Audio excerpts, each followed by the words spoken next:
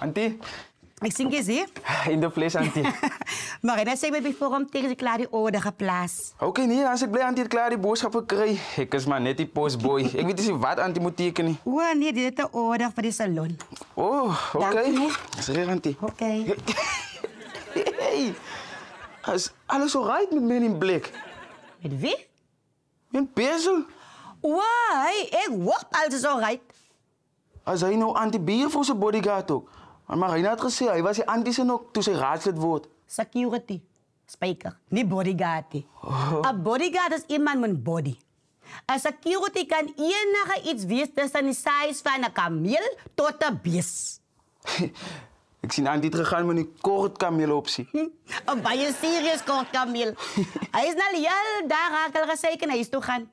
Alsof hij wacht mij niet. Of hij slaapt achter donker brillen. Nee, hij is nog wakker, Antie. Bezel! Ja, mevrouw? Haal af brillen aan! Mevrouw. En kijk maar samen spijker gaan. Hij gaat op naar Marina toe. Mevrouw, zeker? Ja, kom over die. Jal aan die rechtop staan. Ik zal als het moet. Dat is mijn werk. Ja, maar allemaal de tijd.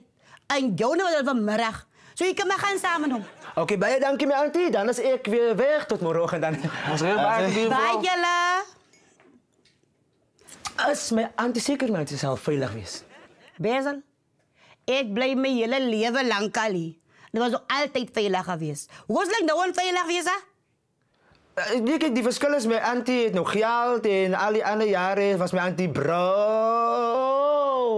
Oké, lekker slaap, auntie.